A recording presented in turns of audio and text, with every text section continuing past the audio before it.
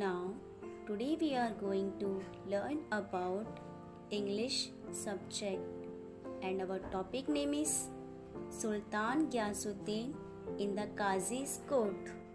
हमारे लेसन का नाम है Sultan Ghiyasuddin in the Qazi's court. जो सुल्तान ग्यासुद्दीन है, देखिए काजी के कोर्ट में क्या होता है उसके बारे में इसमें बताया गया है इस लेसन में। फर्स्ट पैराग्राफ है, hundreds of years ago in the eastern province of Bengal, Sultan Ghiyasuddin Azam Shah ruled the land. His capital was Sonargaon. Sultan Ghiyasuddin was a good ruler. He ruled wisely and well. He respected men of learning. He had a deep regard for law.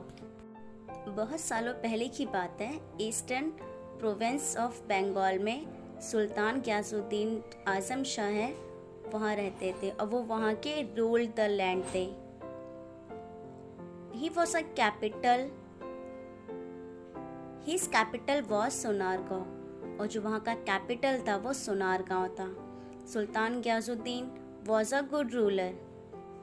सुल्तान ग्यासुद्दीन जो थे वो बहुत ही good ruler थे। He ruled wisely and well.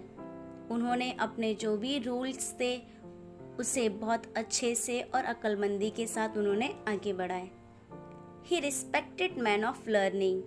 वो बहुत ज़्यादा जो पढ़े लिखे होते थे, जिनके पास बहुत ज़्यादा नॉलेज होता था, वो उन लोगों की बहुत ही रिस्पेक्ट करते थे। He had a deep regard for law.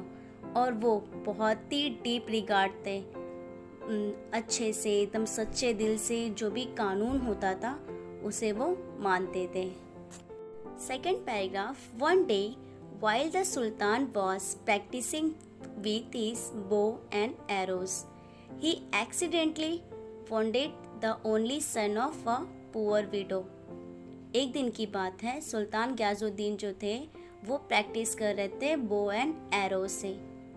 बो का मतलब होता है कमान एंड एरोज का मतलब होता है तीर। तो वो तीर और कमान की प्रैक्टिस कर रहे थे।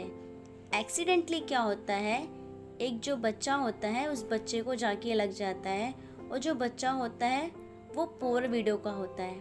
पुअर विडो का मतलब होता है जिसके शौहर का या जिसके हस्बैंड का इंतकाल हो जाता है, उसे विडो कहते हैं। तो वो जो पुअर का मतलब होता है गरीब, वो गरीब विडो थी बहुत ही। ओके, तो वो उसके बच्चे को लग जाता है accidentally. The wounded boy did not survive. और जो वॉन्डेड बॉय था, वॉन्डेड मतलब होता है जख्मी। Boy did not survive, did not mean survive का मतलब होता है कि उसका इंतकाल हो जाता है। वो जख्मी हो गया और जख्मी होने के बाद उसका इंतकाल हो जाता है। Weeping and wailing the poor widow went to the qazi and told him what had happened. Weeping रोते हुए चिल्लाते हुए वो पुअर विडो जो है वो जाती है काजी के पास। काजी किसे कहते हैं? काजी जज को कहते हैं। जो जज होते हैं, जो फैसला लेते हैं, जो फैसला करते हैं लोगों के हक में। वो रोते हुए चिल्लाते हुए काजी के पास जाती है और उससे कहती है व्हाट हैड हैपेंड, क्या हुआ ये। Now next, the qazi was an honest and upright man. जो काजी है वो बहुत ही हॉनेस्ट और अपराइट मैन है। हॉनेस्ट का मतलब होता है बहुत ही ईमानदार, और अपराइट का मतलब होता है जस्ट राइट, मतलब सही फैसला करने वाला। He sent an officer to summon the sultan to his court. काजी क्या करते हैं, ऑफिसर को भेजते हैं समन लेके सुल्तान के पास। समन का मतलब होता है जैसे हुक्म देने वाला। अगर हमने किसी को समन भेजा है तो उसे वहाँ पर हाजिर होना ही होता है। तो ऑफिसर के हाथ से भेजा जाता है समन, जो कि सुल्तान के लिए होता है। When the officer reached the palace, the guards stopped him and inquired about his business.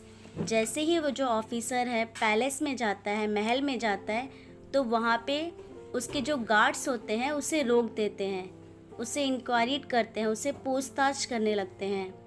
When they learned that he had come to survey a summon on the sultan. और जैसे ही उन्हें मालूम पड़ता है, जब उन्हें मालूम पड़ता है कि समन सुल्तान के लिए है, दे वेर शॉक्ड, तो वो बहुत ही शॉक्ड हो जाते हैं। They refuse to let him go inside the palace. Refuse का मतलब होता है मना करना। तो जैसे ही उन्हें पता चलता है वो जो समन जो सुल्तान के लिए आया है, तो वो शॉक्ड हो जाते हैं और उसे जो ऑफिसर होता है उसे पैलेस में जाने के लिए मना कर देते हैं। Next, the officer was now in a fix. अब जो ऑफिसर था वो बहुत ही मुश्किल में पड़ गया था, उसको बहुत ही मुश्किल लग रहा था। The guards did not allow him to enter the palace. जो वहाँ के गार्ड्स थे वो उसे अलाउ नहीं कर रहे थे पैलेस में जाने के लिए, महल में जाने के लिए।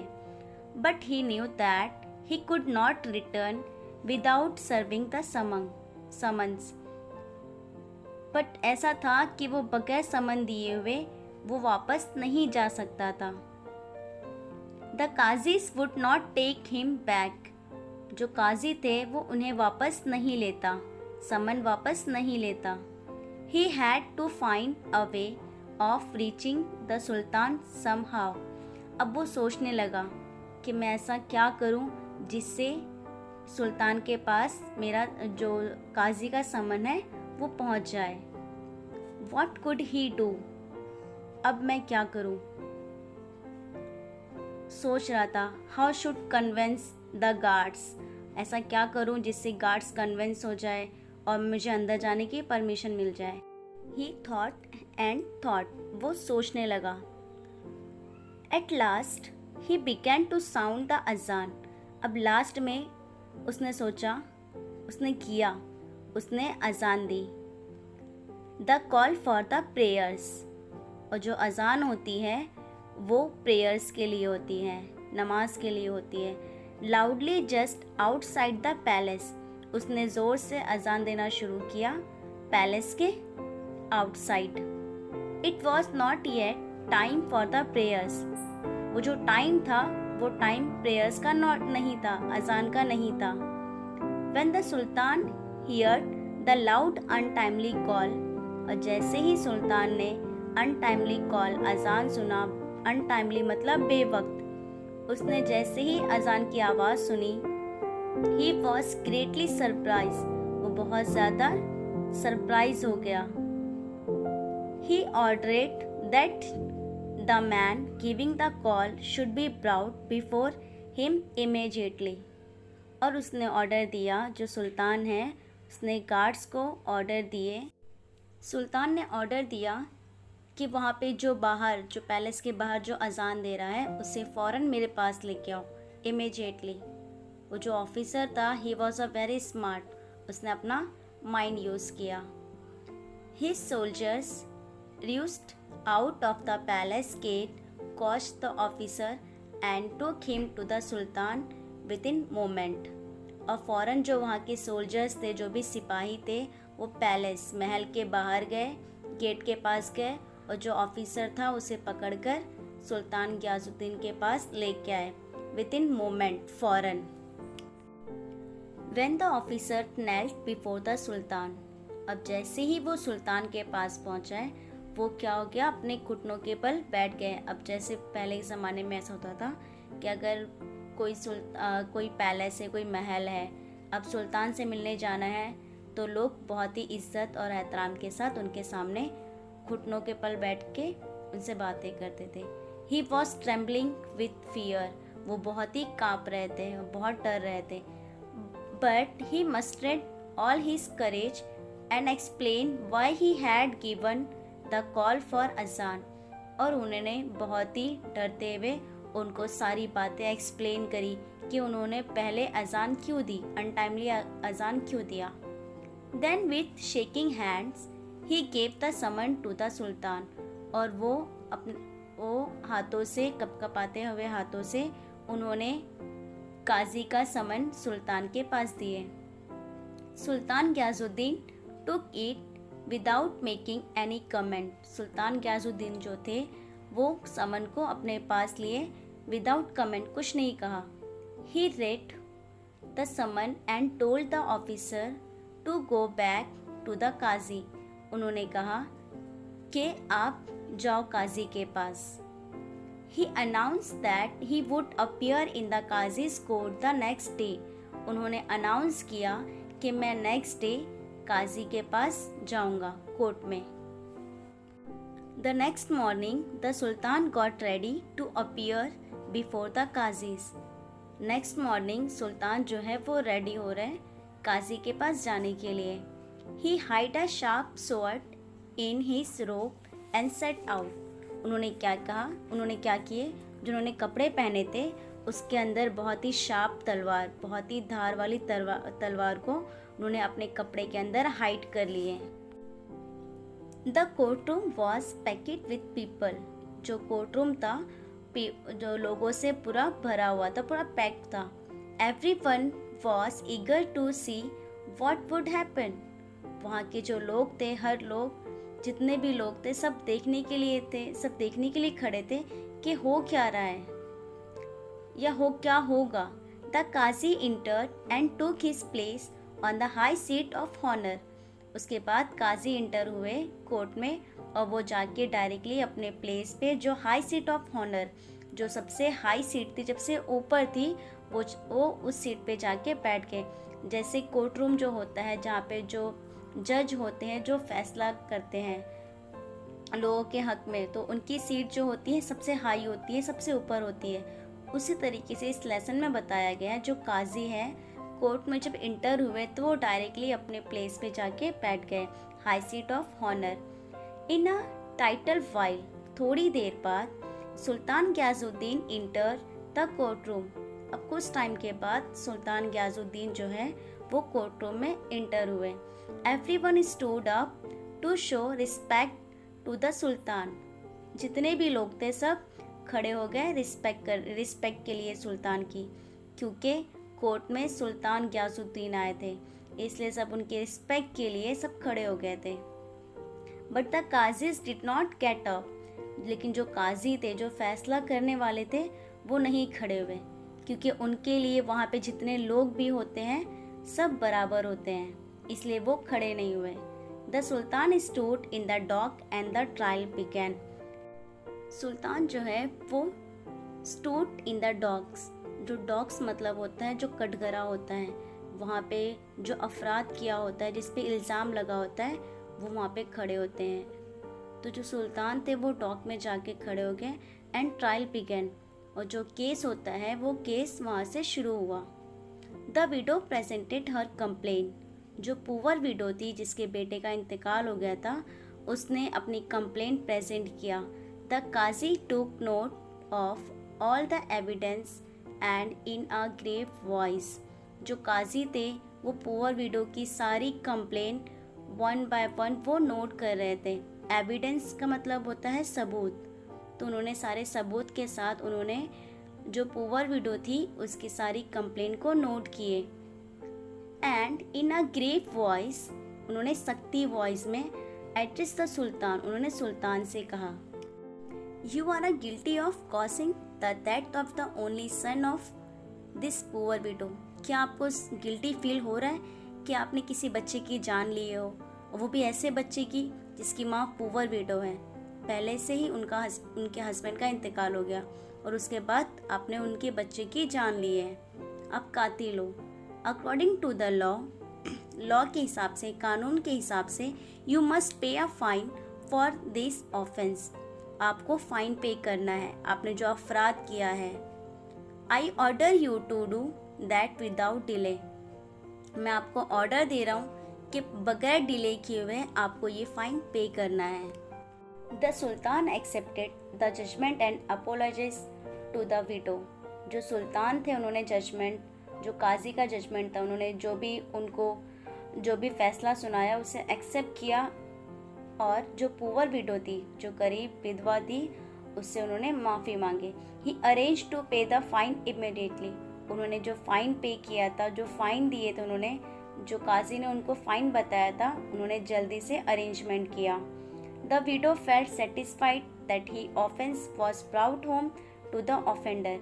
जो पुअर विडो थी वो काजी के फैसले से बहुत खुश हुई थी, बहुत सेटिस्फाइड थी कि जो भी ऑफेंडर था, उसने जो अपराध किया था, उसके हिसाब से उसको जो सज़ा मिली है वो सही है।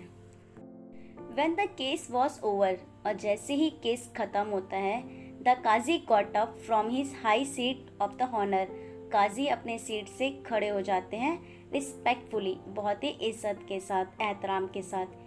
He bowed to the Sultan and requested him to the take his seat, और जैसे ही वो केस ख़त्म हुआ तो सुल्तान जो काजी थे अपनी हाई सीट से खड़े हो गए, बहुत ही हॉनर, इज्जत के साथ, एहतराम के साथ, रिस्पेक्टफुली, और वो उन्होंने राजा से उन्होंने झुककर सलाम किया और उन्होंने कहा कि आप इस सीट पे बैठ जाइए। सुल्तान then drew the hidden sword from his robe and told the Qazi.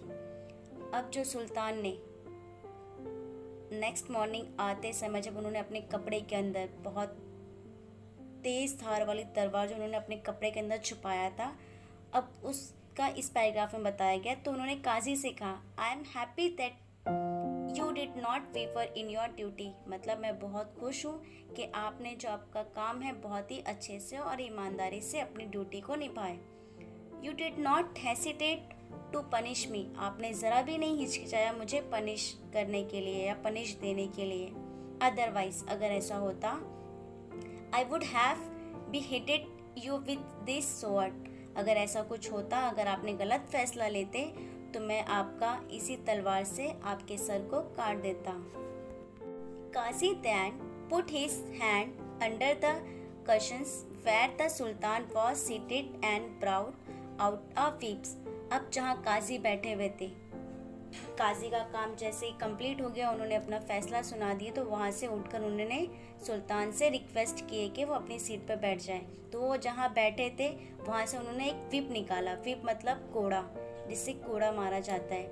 He said, उन्होंने कहा, your majesty, I am happy because you obeyed the law, मतलब योर मैजेस्टी जैसे किंग को बुलाया जाता है। I am happy because you obeyed the law, मतलब मैं बहुत खुश हुआ कि आपने कानून का पालन किया, आपको जो सज़ा दी गई आपने उसे एक्सेप्ट किया। अदरवाइज, अगर ऐसा नहीं होता, I would have whipped you in this court, मैं आपको इसी कोर्ट में इसी कोरे से मारता। The sultan then got up and embrace the qazi, अब जो सुल्तान जो थे वो क्या किए, काजी को गले लगाए। थैंक गॉड, अल्लाह का शुक्र है। We both did our duty, he said, उन्होंने कहा हम लोगों ने जो अपनी ड्यूटी थी बहुत ही अच्छी तरीके से निभाए। ऐसा किसने कहा? सुल्तान ने कहा। Everyone present in the court room press the two great man, और जितने लोग वहाँ पे उस कोर्ट रूम में प्रेजेंट थे सब ने उनकी बहुत तारीफ़ की, क्योंकि वो दोनों बहुत ही ग्रेट मैन हैं। उन्होंने अपनी अपनी जगह जो भी काम था उन्होंने अपने काम को अंजाम दिया, बहुत ही ईमानदारी से उन्होंने अपने काम किए। आई होप कि आपको ये जो लेसन है सुल्तान ग़ियासुद्दीन का अच्छे से समझ में आ गया हो। Okay, thank you so much and अल्लाह हाफिज़।